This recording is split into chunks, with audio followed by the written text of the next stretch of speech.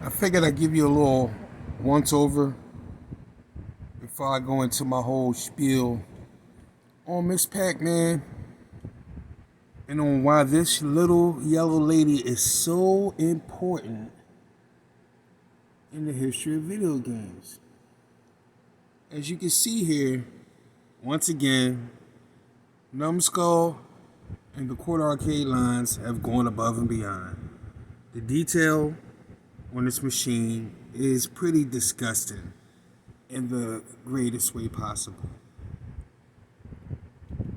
This may actually even be more accurate a representation of the original machine than the Quater Arcades Pac-Man unit was. Oops, gotta get that speaker.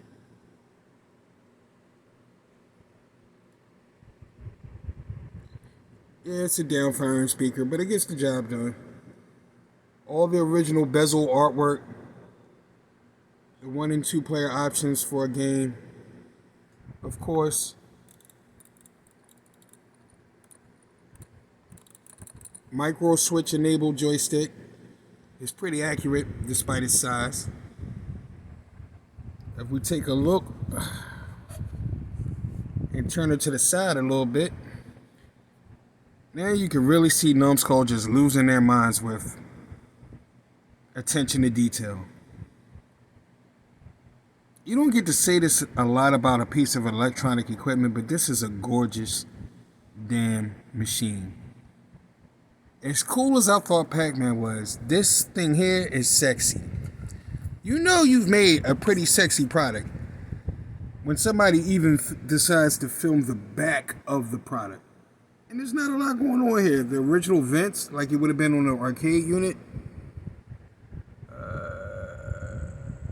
The grip handles at the top, as they would be on a real arcade unit to help move. Of course,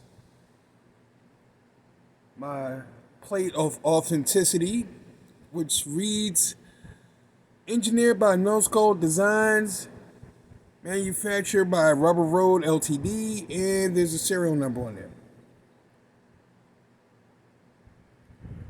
Of course, if we turn it some more, I can't forget that's your micro USB charging port, your volume dial, and your on-off rocker.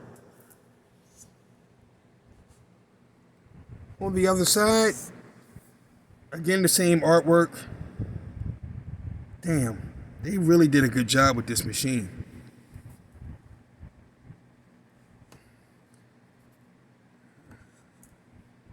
I dare say when it's all said and done and you compare this machine to the arcade 1-up machines, you would roll with this one. Okay, that's a nice overview.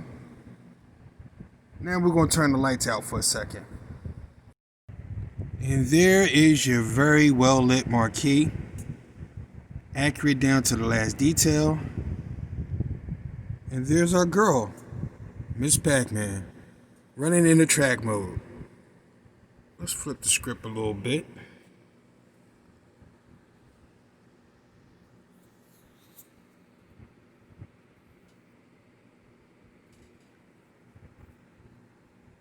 We'll flip it again. And just to give you a little brief idea of what it sounds like and plays like.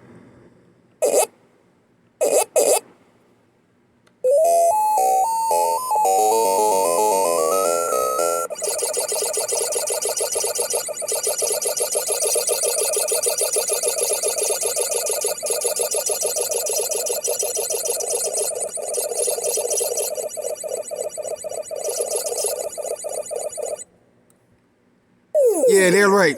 Every time you heard somebody say it's hard as shit to play a game through a viewfinder where you're recording, they're right. But I'm trying, so give me some credit.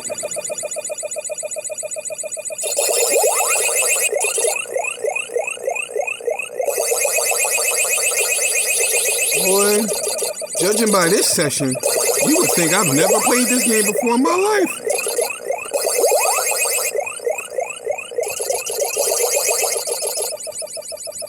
I am literally playing on blind instinct. Muscle memory.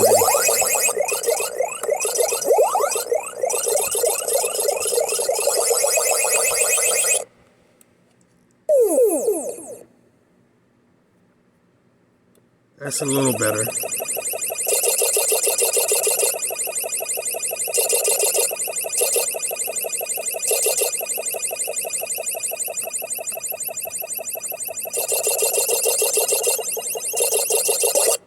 Well, at least I redeemed myself and cleared the stage. But I don't see much life for me after the strawberry. We're going to chalk this session up as a sacrifice I made to you, my subscribers, and to anybody that views this. This sacrifice I'm making to my gaming reputation should alone get me a few likes and maybe a few subscribers. Because I look bad right now. Oh, so you can see this thing play in action.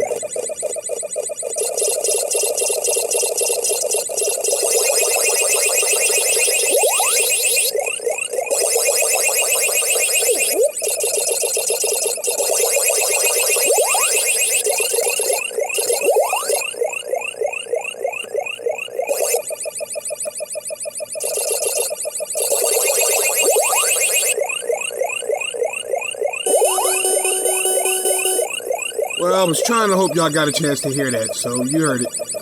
I'm probably done.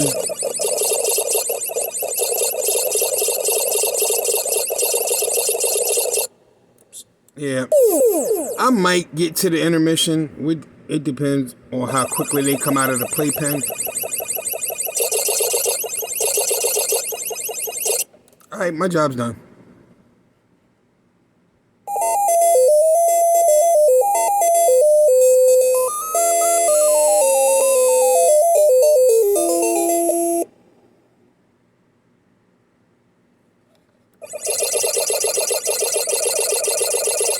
The control is 100% pinpoint accurate. Those aren't fake micro switches. Those are legit micro switches in that joystick. And they are on point. I mean, it's finely tuned. What you want me to say?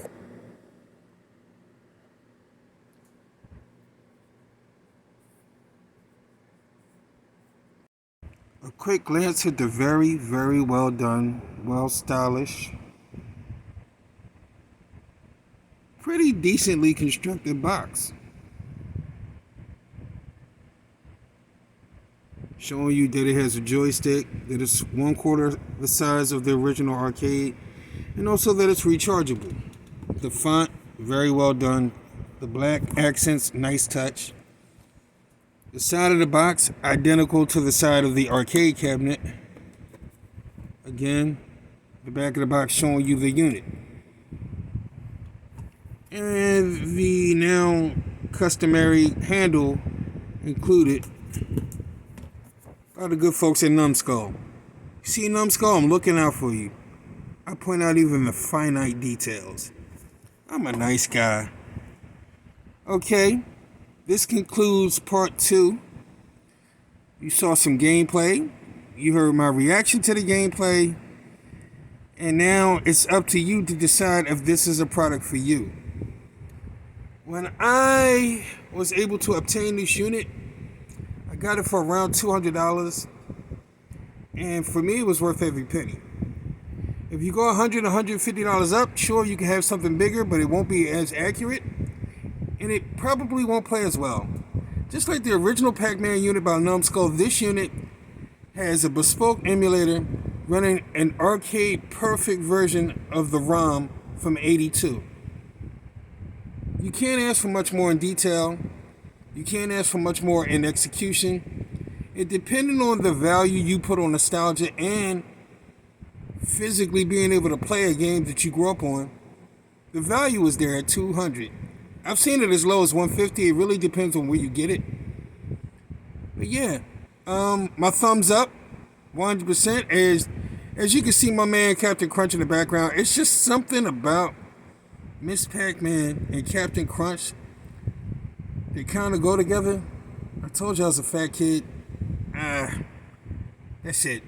This is Retro Rocky doing what I do. Love you guys. Hope everybody's still being safe. Still practicing social distancing. And still trying to find a place in their heart to make change in this world. It's your boy Rock. I'm out.